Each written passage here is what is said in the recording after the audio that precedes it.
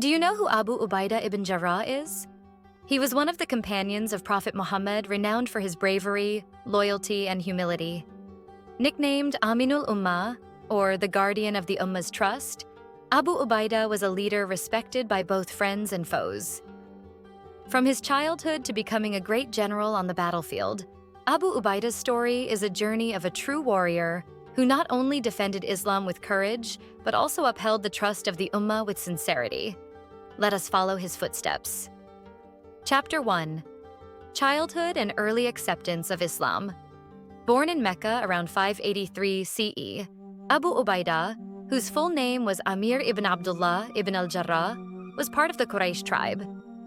His father, Abdullah ibn al-Jarrah, was a leader in the tribe and actively participated in battles. Despite this background, Abu Ubayda grew up as a youth known for his honesty, simplicity, and courage. Even before embracing Islam, he was widely recognized for his integrity. When Prophet Muhammad began his mission, Abu Ubayda was deeply moved by the teachings of Islam. He converted to Islam through the invitation of his close friend, Abu Bakr as-Siddiq, becoming one of the as-Sabiqun al-Awwalun, the early converts to Islam. However, this decision was not without challenges. As a member of Quraysh, he faced intense pressure and opposition from his own people. Chapter 2. Abu Ubaida's bravery in battle. Abu Ubayda was a commander who led not only with strategy, but also by personally fighting on the front lines. He participated in all major battles of Islam, from the Battle of Badr to the Battle of the Trench during the Prophet's leadership. Battle of Badr, 624 CE. At the Battle of Badr, Abu Ubayda faced one of the greatest tests of his life. His father, Abdullah ibn Jarrah, was among the Quraysh forces and attempted to confront him on the battlefield. Abu Ubayda repeatedly avoided direct confrontation with his father, but Abdullah persistently attacked him. Ultimately, Abu Ubayda, compelled by the need to protect his faith and fellow Muslims, struck down his father. This act demonstrated his unwavering love and dedication to Islam above all else. Allah praised this act in the Quran. Surah Al-Mujadalah, Ayah 22. You will not find a people who believe in Allah and the last day having affection for those who oppose Allah and His Messenger, even if they were their fathers. Battle of Uhud, 625 CE. In the Battle of Uhud, Abu Ubayda displayed extraordinary bravery. When the Prophet was severely injured, 2 links from his helmet were embedded in his face. Without hesitation, Abu Ubayda pulled the links out with his teeth, even though it caused some of his own teeth to break. The Prophet deeply admired this act of selflessness. Battle of the Trench, 627 CE. During the Battle of the Trench, Abu Ubayda played a vital role as one of the commanders guarding the trench that served as a defensive barrier for Medina. This strategy successfully repelled the massive Quraysh forces, keeping Medina safe. Chapter 3. Strategic Role in the Battle of Yarmouk.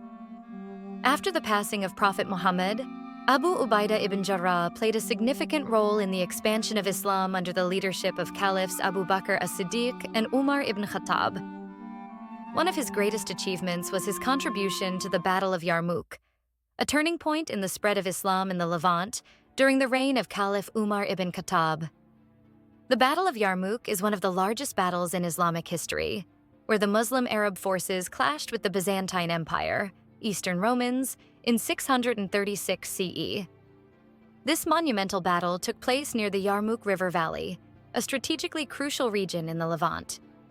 In this battle, Abu Ubayda ibn Jarrah, with his characteristic humility, served under Khalid ibn Walid, the supreme commander of the Muslim forces in the Levant. The role entrusted to him was critical. He commanded the infantry forces on the front lines and managed the cavalry reserves for counterattacks. Positioned in the central left flank of the command, he worked in close collaboration with Yazid ibn Abi Sufyan, who led the cavalry reserve on the left wing. With exceptional calmness and discipline, Abu Ubayda orchestrated the troops' formation to hold firm against an enemy far greater in number. Abu Ubayda led not only with tactical brilliance, but also with inspiring leadership. He stood before his soldiers, delivering motivational speeches that uplifted their spirits. He reminded them to remain steadfast in their faith, rely on Allah's help, and sacrifice everything for his cause.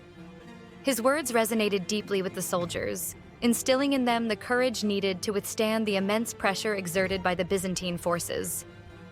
The brilliant strategy of Khalid ibn Walid, combined with the calm and composed leadership of Abu Ubyda, secured a resounding victory for the Muslim forces. Despite being outnumbered, the Muslim army successfully repelled and crushed the Byzantine forces. This victory not only demonstrated the military superiority of the Muslims, but also paved the way for the conquest of significant territories in the Levant, including Damascus, Palestine, and Jordan. Chapter 4. A great and respected leader in 636 CE, before the Battle of Yarmouk, Caliph Umar ibn Khattab issued an order to appoint Abu Ubyda ibn Jarrah as the supreme commander of the Muslim forces in the Levant, replacing Khalid ibn Walid. However, true to his characteristic humility, Abu Ubyda chose not to immediately announce the order. He understood the critical nature of the situation and recognized that the morale of the troops heavily depended on the charismatic and strategic leadership of Khalid ibn Walid. Therefore, he decided to withhold the decision until the right moment. After the resounding victory in the Battle of Yarmouk, Abu Ubyda officially assumed the position of supreme commander. Despite this change, the close bond and mutual respect between him and Khalid ibn Walid remained intact. Khalid continued to serve as an important commander, playing strategic roles under Abu Ubyda's leadership. Together, they led numerous major conquests that became pivotal in the spread of Islam. Among the significant conquests led by Abu Ubyda as a commander were the conquest of Damascus, the conquest of Homs, Emesa, and the conquest of Jerusalem. After the conquest of Damascus in 636 CE, Abu Ubyda was appointed as the governor of the Levant, overseeing the regions of Syria, Jordan, Lebanon, and Palestine. As a governor, he was known for his justice, humility, and simplicity. One of the most historic moments of his leadership as both governor and military commander was the peaceful conquest of Jerusalem in 637 CE. This significant event occurred without bloodshed, as Caliph Umar ibn Khattab personally traveled to Jerusalem to accept the city's surrender from Patriarch Sophronius. The event marked the beginning of harmonious relations between Muslims and the Christian community in Jerusalem. During a visit to Abu Ubyda's residence, Caliph Umar was deeply moved to see the simplicity in which the great leader lived. Umar found that Abu Ubyda owned only a mat, a water jug, and a simple lamp. Umar, overwhelmed by this sight, said, "The world has consumed all of us, except you, O Abu Ubyda." Under Abu Ubyda's leadership, the Levant became a region of stability, prosperity, and harmony. His sincerity, sense of justice, and compassion became guiding principles that endeared him to his people and earned him respect from both friends and foes alike. Chapter 5. Interesting facts about Abu Ubyda. 1. Known as Al-Amin. The Prophet Muhammad bestowed upon Abu Ubyda ibn Jarrah the title Al-Amin, meaning the trustworthy. This title was a testament to his honesty, integrity, and unwavering loyalty, which he displayed in every aspect of his life. 2. Blessed with a miraculous event. One extraordinary event that showcased Allah's blessings and assistance for Abu Ubyda occurred when the Muslim army under his command ran out of food supplies. In this dire situation, Allah provided them with a miraculous giant fish known as ambar. The fish washed ashore on the Red Sea coast. The fish was so enormous that it sufficed to feed 300 Muslim soldiers for an entire month. To illustrate the size of the fish, Abu Ubyda instructed 13 men to sit in the hollow of its eye socket. He also ordered the retrieval of 2 large bones from the fish, which were then erected like poles. A tall soldier mounted on the largest camel walked underneath the bones without his head touching the top. During their time at the site, the bones of the giant fish served as shelter from the scorching sun. This miraculous event stood as undeniable proof of Allah's aid for those who have faith and remain patient. 3. A humble and respected leader. As the governor of the Levant and the supreme commander of the Muslim forces, Abu Ubyda was renowned for his simplicity, justice, and prioritization of the people's welfare over his own.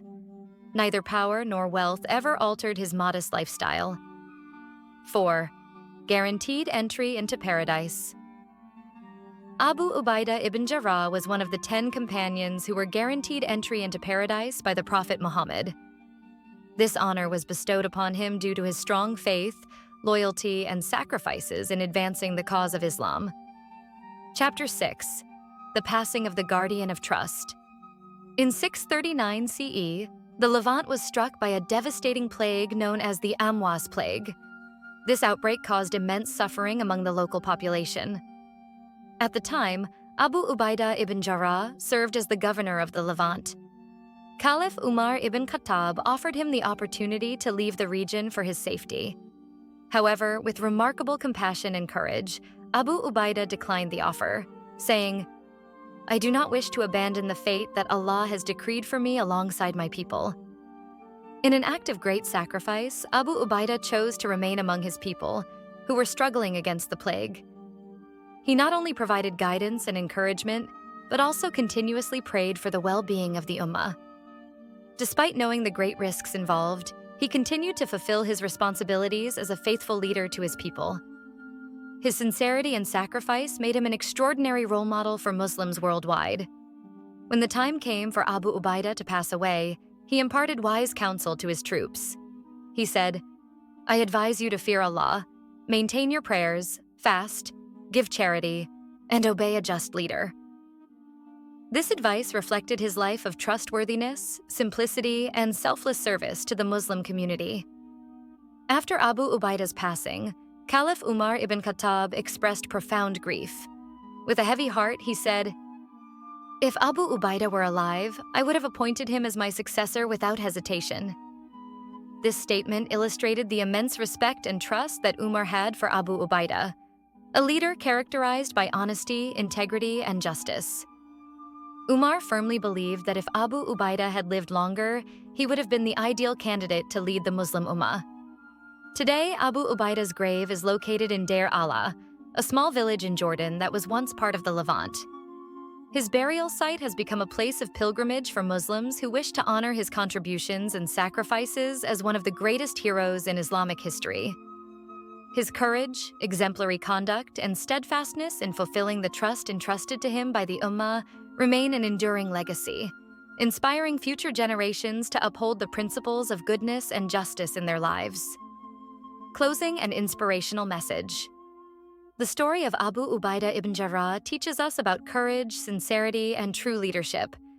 He was the perfect example of a leader who lived to serve the community, not for personal gain. One of Abu Ubyda's most inspiring quotes is, "A true leader is one who prioritizes the welfare of the people above his own, lives simply, and acts with justice." This quote serves as a reminder that a leader's responsibility is not just to lead, but also to serve with a sincere heart. May we all strive to emulate his courage and simplicity. For indeed, a true leader is one who places the community before themselves. Thank you for following the inspirational journey of Abu Ubyda. Your support encourages us to continue sharing motivational stories and other inspiring accounts. If you enjoyed this discussion, we hope you'll help us grow by liking, subscribing, and sharing this content. Don't forget to leave a comment if you have suggestions or want to request the story of another figure for future discussions.